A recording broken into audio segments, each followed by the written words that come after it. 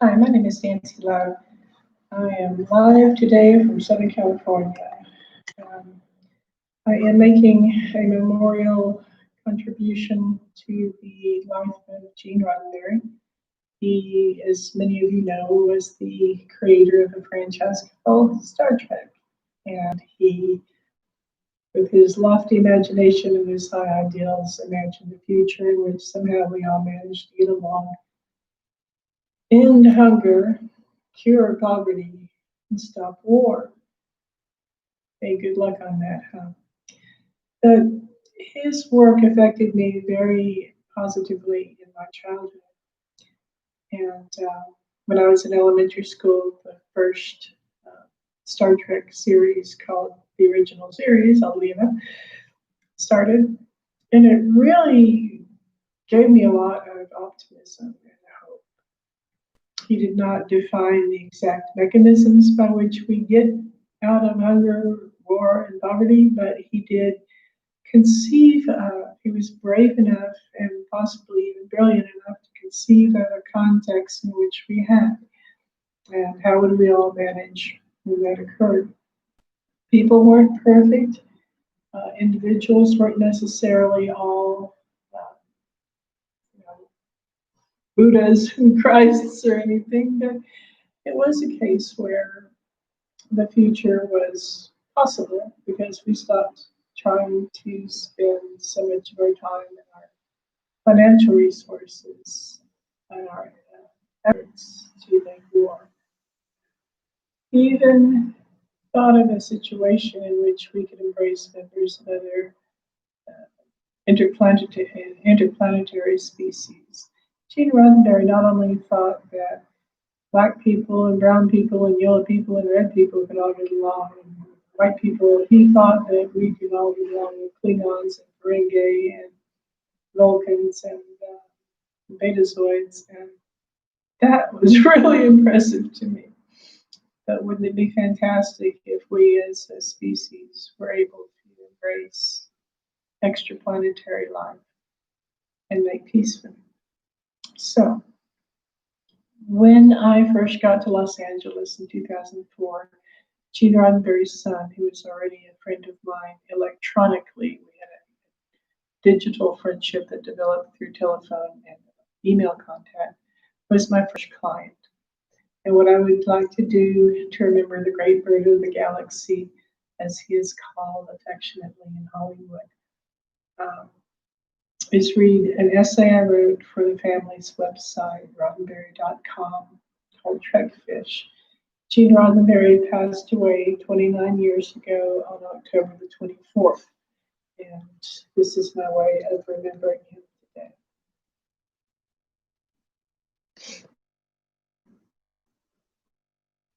"2004" by Nancy Lowe, Roddenberry.com. You may have seen them on a variety of SUV proclaiming the human race is now venturing into outer space, ending poverty and creating a world in which all citizens have the opportunity to thrive. Atheism, religion, humanism, in the science labs, the churches, stars. Heaven grow to do with insanity. Only an obsessed lunatic would try to kill someone over perceived religious differences. The gunman's actions were determined by fanaticism, not Christianity. I firmly believe that the term holy war is an oxymoron. If there are great truths that all the branches of science and the world's religions are seeking, then eventually we will all arrive at the same place. By analogy, then, there is only one mountaintop we are climbing toward. Let's call it truth. And we are each on our own path. Yet when we arrive at our journey's end, we will all be on that fine precipice together. I like to think that all the leaders of the world's religions will be there, as well as all the leaders of the great scientific movements. On our mountaintop of truth, we will find Christ and Buddha and Allah and Freud and Darwin and Einstein and all of the people who ever sought answers to the great questions. And when I get there, frankly, I'm going to shout, group hug. The tolerance of multiple paths to understanding that Roddenberry expressed, and that has been perpetuated in the Star Trek series, has shown generations of viewers how to be inclusive in their thinking rather than exclusive, to utilize the best ideas of many systems of thought, scientific endeavors, religions, and philosophies, may be the surest path to the greatest good and the greatest truth as well.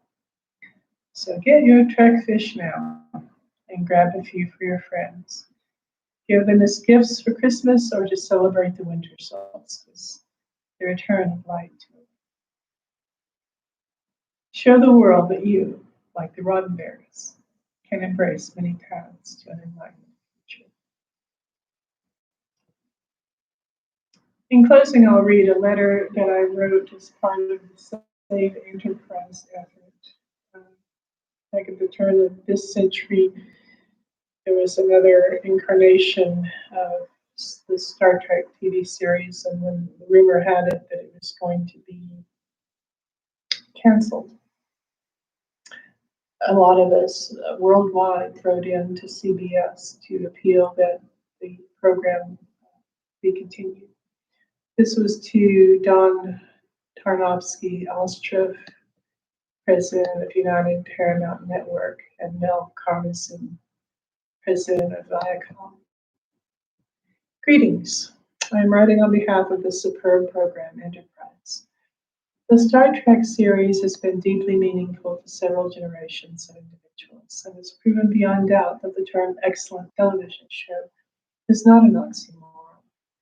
Star Trek has been among the very best of science fiction series, indeed among the best of TV series of any kind, and deserves another season to prove that its advertisers and its fan base will support it.